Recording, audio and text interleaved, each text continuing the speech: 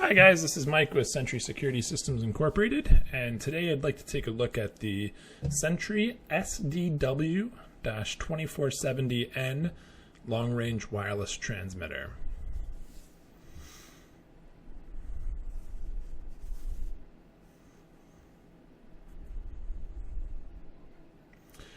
The most common operating mode for this in the CCTV application will be bridge mode.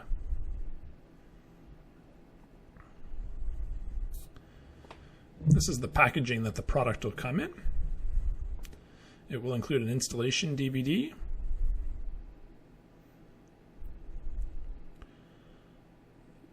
the long-range wireless transmitter,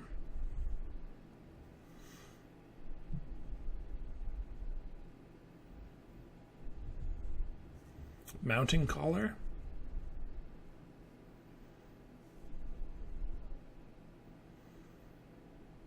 power cable,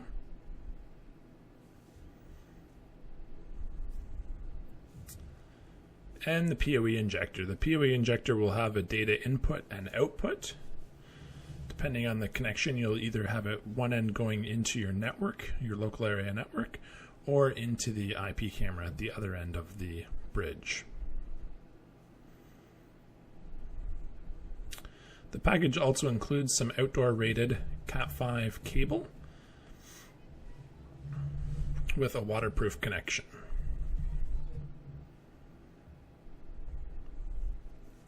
What I'd like to do now is show you how easy it is to install and configure these devices.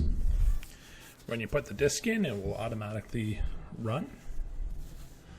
You'll select the installation program, which will launch momentarily, and select Install Locator Utility.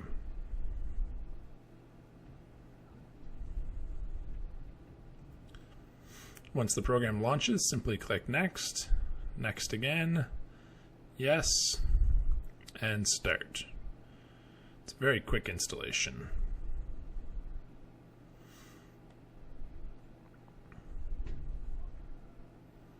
When you're finished, hit Exit.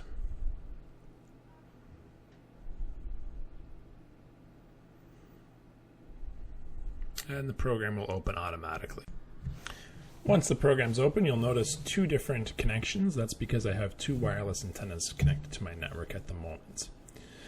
First thing you want to do is set individual IP addresses for the devices. I'm going to choose 192.168.1.230 and 192.168.1.231. It will take a moment when you've set the IP address to reboot the device before it will allow you to change the IP address on the next device. When choosing an IP address, the first three numbers need each device. Each device requires its own number. You cannot have two devices on the same. The camera will also require a number. So for each set, you'll need three IP addresses, one for the receiver, one for the transmitting end, and one for the actual camera. I'm now going to select the second wireless access point and select the IP address for it. Hitting apply, it will now take a moment to reboot the device.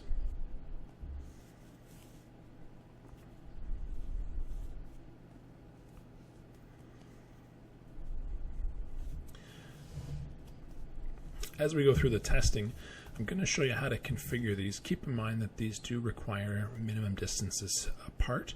You can find all that information out by contacting Sentry Technical Support.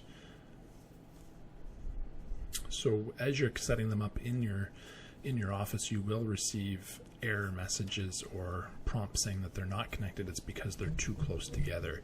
We recommend a minimum of 100 feet apart before they will both successfully connect. So what I'm doing now is I'm opening up Internet Explorer. I like to open up two separate windows, one for each device, so that I can easily connect them rather than having to switch back and forth or log into each device individually. When you enter the IP address, it'll ask you for a username and password. The default username is admin with a capital A, and the password is blank. The username is case sensitive. If you put a lowercase a, it will not work. The first screen that opens up is the system summary. In the upper left-hand corner, you'll see where it says access point. That is telling you what mode the device is currently in. On the right-hand side, the key information that we're looking at there is the wireless MAC address. We do need to enter the MAC address into the opposite access point or bridge mode that we're going to be switching it into. The first thing that we're going to do to configure these on the left-hand side is we're going to select System Settings. We're going to set our country, and we're going to change the operation mode to bridge mode. We find bridge mode works the best for security cameras. I'm going to do the same thing on the second long-range transmitter and hit apply.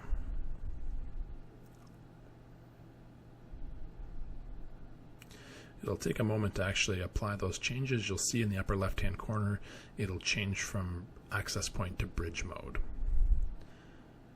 Next, under wireless, we'll click on wireless network.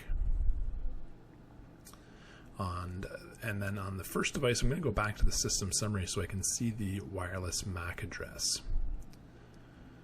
So the wireless MAC address will go in the opposite bridge mode connection. And this is telling it that any device with this MAC address is allowed to connect to it. So we create that bridge only with the specified MAC address, and that keeps it secure. Once you've entered the MAC address, hit apply. And we're going to need to do the same thing on the first device now. So we'll go under wireless to wireless network.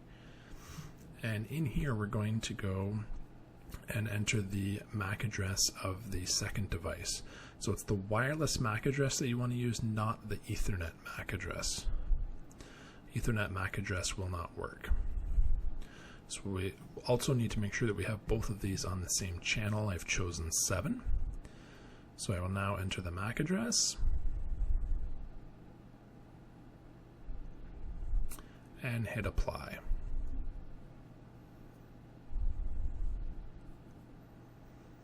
Now I can go to WDS link status to verify my connection. Like I said earlier, on one of these devices, it will show an error message. That's nothing to be afraid of. As long as the MAC addresses are both in there and they're entered correctly, you will get a connection once they are 100 feet apart or further. Thank you.